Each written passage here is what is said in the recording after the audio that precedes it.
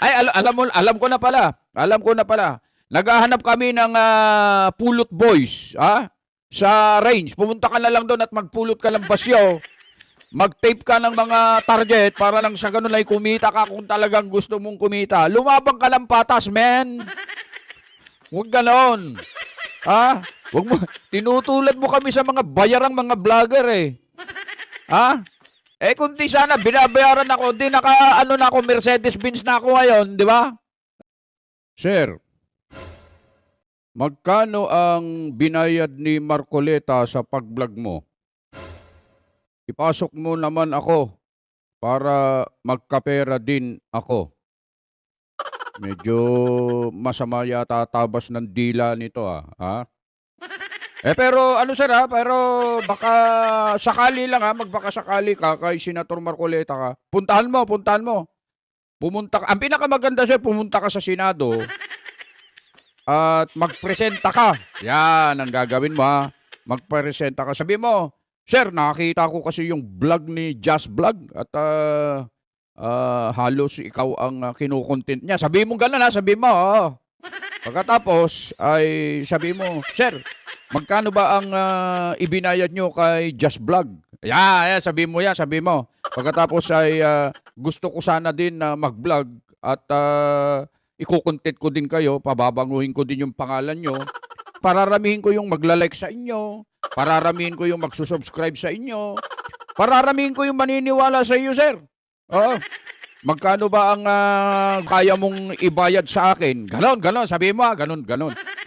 Pagkatapos, tsakin mo lang na pagka pumasok ka doon sa Senado at sinabi mo ng ganon, tsakin mo lang na kasing bilis ka ni Bato na tumakbo, Oo, na kahit na may mga NBI ay nagpumiglas si Bato para makatakas sa mga NBI. Ganon ka dapat kabilis, Kasi, pagka sinabi mo yan kay Senator Marcoleta, baka may mga nakakulong doon sa selda nila sa Senado. Ewan ko kung nandun pa yung mga ikinulong nila nitong nakaraang flood control scandal o inilipat na. Baka sakali ay makakasama ka nila ron, Sabi mo gano'n, sabi mo, oo.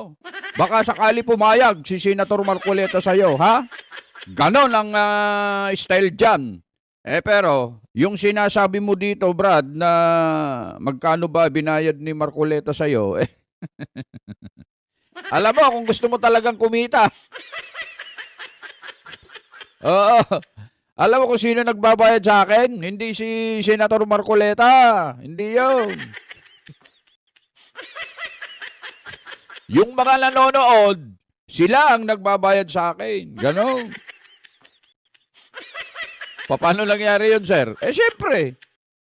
Pagka maraming nanood sa'yo, di ba? Pag nag-vlog ka, kung marunong ka talagang mag-vlog, pero sa palagay ko, marunong ito Pinoy Sea Salt Bay ang pangalan mo dito sa palagay ko, marunong ito.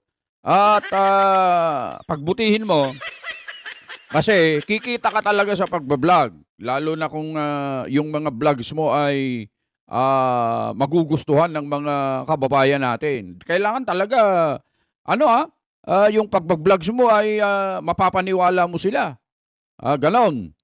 Pagkatapos, pagka ikaw ay na-monetize na, yun ang sinasabi ko. Babayaran ka. Mag-upload ka sa Facebook, yan. Mag-upload ka sa YouTube, yan. Mag-upload ka sa lahat ng platform, i-upload mo lahat ng video mo para kumita ka ng malaki. Yan ang technique para kumita ka ng malaki. Pero yung tinatanong mo rito at sinasabi mo na magkano binayad sa'yo ni Senator Marcoleta, tanungin mo na lang si Senator Marcoleta, pumunta ka sa Senado, Tanungin mo. Baka sakali sagutin ka niya at baka sakali ay makauwi ka pa pagka loko ito. Pumunta ka nga rito at bibigyan kita ng pambili mo ng magkano ba kailangan mo? Ay, alam ko na pala. Naghahanap kami ng pulot boys, sa range. Pumunta ka na lang doon at magpulot ka ng basyo. Mag-tape ka ng mga target para lang sa ganun ay kumita ka kung talagang gusto mong kumita. Lumabang ka ng patas, men. Huwag ganon. Ha? Wag mo, tinutulad mo kami sa mga bayarang mga vlogger eh. Ha? Eh kung di sana binabayaran ako, di ano na ako, Mercedes-Benz na ako ngayon, di ba? Oh. Eh pumunta ka sa range at gagawin ka naming range assistance. Ba? Ang ganda ng trabaho mo ah. Oh, taga-pulot ng basyo, taga-tayo ng bakal pag tumumba, taga-tape ng mga target na tinataman. Yun, gawin mo ha. Pumunta ka doon, mag-report ka sa akin sa pag may event kami ha. Ayun lang.